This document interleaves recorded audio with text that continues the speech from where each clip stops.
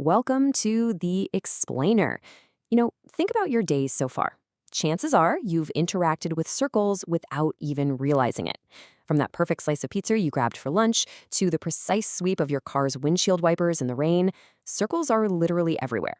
But how often do we actually stop and think about the precise mathematics making up these everyday shapes? Well, today we're going to move way beyond your basic circumferences and full areas and figure out exactly how to measure very specific parts of a circle.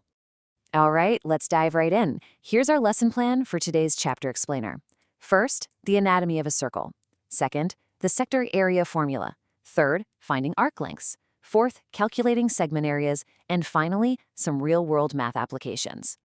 Starting off with Section 1, Anatomy of a Circle, specifically focusing on the sector and the segment. First up, we've got the sector. Now, formally, this is defined as the portion of the circular region enclosed by two radii and the corresponding arc. But honestly, just think of it as a mathematical slice of pie. You pick the center point of your circle, make two straight cuts out to the crust, and pull that piece away. Boom, that's your sector. Next up is the segment. By definition, it's the portion of the circular region enclosed between a chord and its corresponding arc. If a sector is your slice of pie, a segment is kind of like taking a perfectly round cookie and just chopping off the rounded edge with a single straight knife cut. That straight cut is your chord, and the rounded edge is the arc. Now, visualizing this really helps lock it in. Notice the shaded region here labeled OAPB. It's the perfect pie slice. O is right in the middle, OA and OB are your two radii, and that curved outer crust is the arc, APB. And see that angle formed right at the center, angle AOB? That's the defining angle of this specific sector, and understanding how it dictates the size of your slice is going to be incredibly important in just a few minutes. Okay, let's contrast that pie slice with our segment. See the straight line AB slicing through the circle? That's our chord. And that little shaded region, APB, right at the bottom? That's the segment. Notice how it doesn't connect to the center point O at all? It's literally just that chopped off edge of the cookie. It totally reinforces the difference between a sector and a segment. Real quick, before we hit the formulas, we've got to clear up one crucial piece of terminology. Whenever you slice up a circle, whether you're making sectors or segments, you actually create two pieces, a small one and a really big one. The smaller piece is called the minor, and the massive leftover piece is the major. So for this explainer, when we casually say sector or segment, we are automatically defaulting to the minor, smaller piece, unless we specifically say otherwise. Moving right along to Section 2, the sector area formula. All right, vocabulary is out of the way. Now for the really fun part. We're going to build the formula for the area of a sector. And no, we are not just memorizing things today. We're going to derive this together so it actually clicks. We're going to use the unitary method. Think about it. Step 1, you already know the area of a whole circle is pi r squared, and a full circle is 360 degrees. So, in step 2, if you just wanted the area of a tiny 1-degree sliver, you just divide the total area by 360. That's pi r squared over 360. Now, step 3, what if your sector has an angle of, say, theta degrees? Well, you just multiply that 1-degree sliver by theta. And there it is. Area of a sector equals theta over 360 times pi r squared. See? It's not a magic trick, it's just finding the fraction of the circle you want and multiplying it by the total area. Flawless logic. Which brings us to Section 3, finding arc lengths. So we can easily find the area of our pie slice, but what if we don't care about the pie filling? What if we only want to measure the exact length of the outer crust?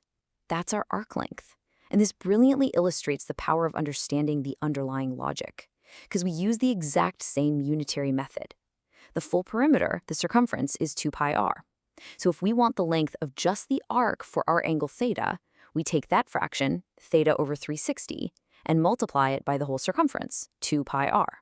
Same exact principle, just applied to the perimeter instead of the area.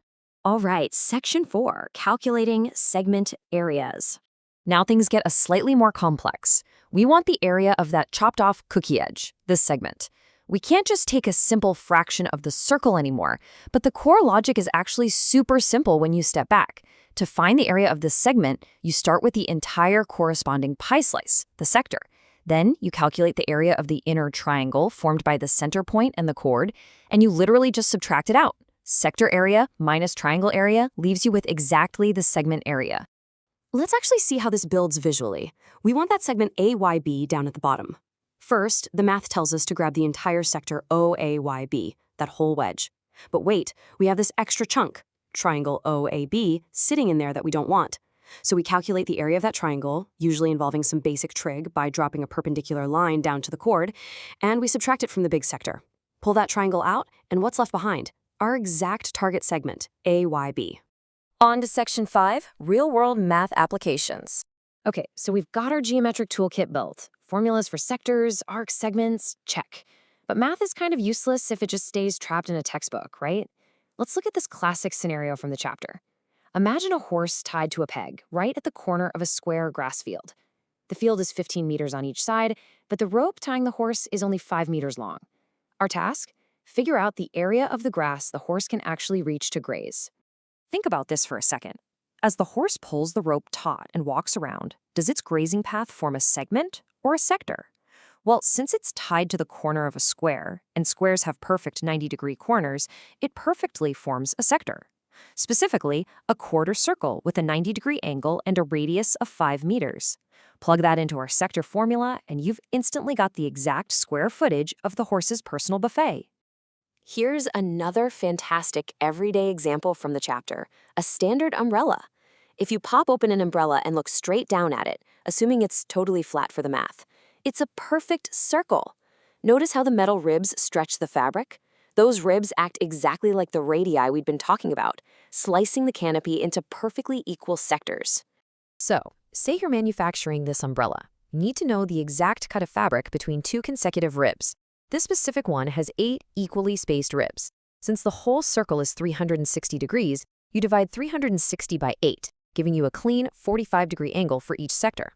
Plug 45 degrees and the umbrella's radius into our formula, and you know exactly how much fabric to cut for each panel. Real-world math. And finally, Section 6, Summary and Wrap-Up. We've covered a ton of ground in this chapter explainer today, moving from basic definitions to actual real-world objects. Here is your ultimate cheat sheet, and notice how it all just stems from basic logic.